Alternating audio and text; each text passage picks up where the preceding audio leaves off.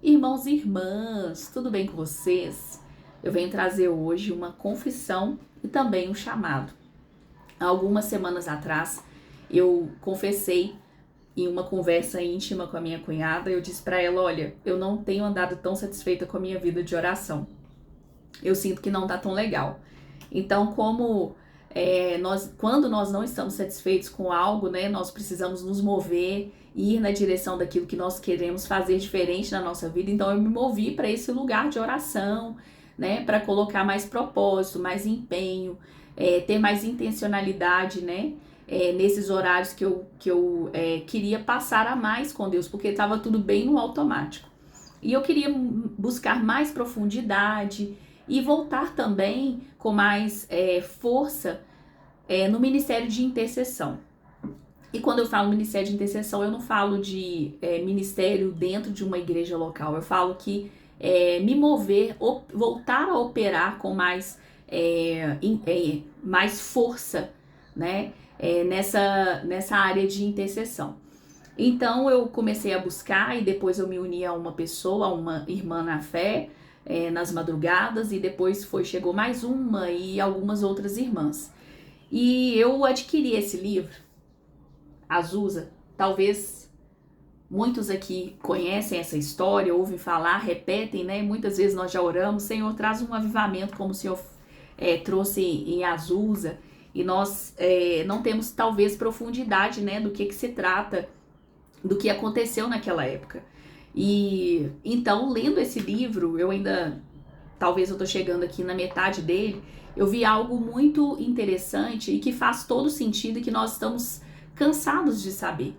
Que tudo começou com oração, tudo começou com intercessão, tudo começou com arrependimento, começou com uma busca intensa pelo Espírito Santo, né? Então, esses irmãos, eles movidos pelo testemunho de o avivamento que estava acontecendo no país de Gales, né, um jovem com mais jovens, né, em grupo, eles estavam orando incessantemente, buscando Deus, buscando um quebrantamento, e eles, pelo poder de Deus, né, através de Deus, através do Espírito Santo, aconteceu ali um grande avivamento naquele país. Todas as pessoas foram salvas, há contas de que chegaram um número de salvos de 100 mil pessoas, né? E eles ganharam todo um país, uma nação para Jesus. E tudo começou com uma busca intensa de oração e intercessão.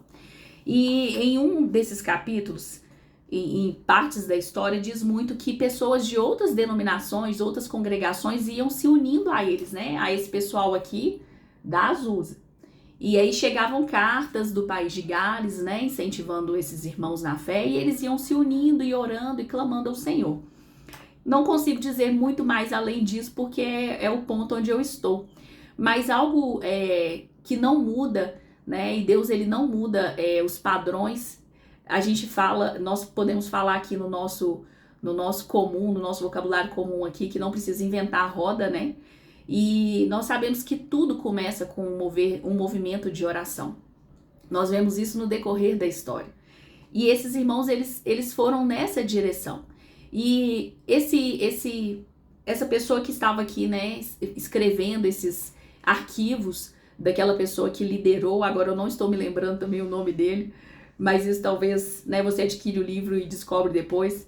Mas enfim, ele cita alguns trechos bíblicos, né, e um deles é capítulo 59 de Isaías, diz que toda a terra ela estava devastada, ela estava em corrupção, estava derramando sangue inocente, havia mentiras, havia roubos, havia juros abusivos, né?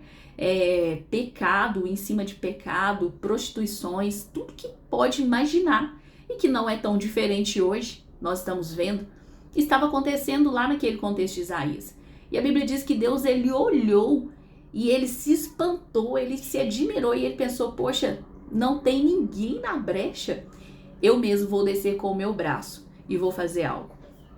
Outro capítulo, outra referência bíblica que tem contido nesse livro é em Ezequiel, no capítulo 22, eu até abri, capítulo 22, também o mesmo contexto de destruição, de pecado, de muitas coisas acontecendo. E interessante que há um trecho muito peculiar nesse texto de Ezequiel que diz que os profetas, os sacerdotes, eles estavam calados, eles estavam concordando com tudo. Os profetas traziam visões falsas, sonhos falsos, né? Então eles estavam ali minando o povo, né? Vamos falar assim, tudo tranquilo, e Deus estava a ponto de derramar, né? De despejar a ira sobre a terra, sobre aquele povo. Eles já estavam em completa destruição. E Deus disse o seguinte: olha, eu olhei, ninguém está nos muros. Ninguém aqui, eu vou até ler, aproveitar e ler esse texto. Procurei entre eles um homem que erguesse o muro e se pusesse na brecha diante de mim e em favor dessa terra, para que eu não a destruísse, mas não encontrei nenhum. Então Deus procurou um intercessor, ele procurou alguém que estivesse ali na brecha. A Bíblia diz que ele procura adoradores, mas ele também procurou e está à procura de intercessores, né? E talvez nós olhamos para o contexto da nossa vida, nós olhamos para o contexto da nossa família, da sociedade, das cidades, do governo, seja onde for, e nós muitas vezes podemos interceder, podemos podemos sair desse lugar do comodismo, do conformismo, né? Ah, não, tudo vai acontecer dessa forma mesmo, o juízo de Deus vai chegar, né? E a hora desses ímpios está chegando. Mas a Bíblia diz que Deus, ele não tem prazer na morte do ímpio. A Bíblia diz que Deus, ele não quer destruir, né? Ele pediu, ele procurou que alguém estivesse na brecha intercedendo para que ele não viesse para executar esse juízo e derramar essa ira. Então nós, como igreja, como intercessores, como filhos de Deus, nós temos essa autoridade, nós temos esse direito que ele está nos dando pela palavra, por quem ele é, pelo caráter dele, de entrar na brecha, de entrar entre nós e a nossa família, entre nós e os nossos filhos. E aí eu pergunto, e foi a pergunta que eu me fiz: até quando nós vamos tolerar tantas coisas? Porque talvez quando nós vemos tantas notícias e tantas coisas tão horríveis, nós temos uma expectativa de juízo tão grande, mas tão grande, mas tão grande, como que Deus vai descer e vai acabar com tudo isso, quando na verdade a expectativa do coração dele, o que ele espera é que nós vamos nessa direção de interceder, de orar, de clamar, de pedir ao Senhor misericórdia. Misericórdia a favor da nossa família, misericórdia a favor da terra, misericórdia a favor da nossa igreja. A igreja dele, a igreja pertence a Jesus, né? O único dono é ele. Ele é o grande pastor, o sumo pastor, né? Ele é o mais importante. E ele, como aquele que comprou esse povo, que comprou esta igreja, nos deu esse direito de estar aqui diante dele, eu acredito que o coração dele tem uma expectativa a nosso respeito. E ele está procurando intercessores. Ele está procurando homens, está procurando mulheres, está procurando meninos, meninas, moças, jovens, né? Que se coloquem nessa posição. E eu acredito que no decorrer desse livro eu vou acessar o restante da história. Mas tudo começou com um movimento de oração. Tudo começou com um movimento de intercessão.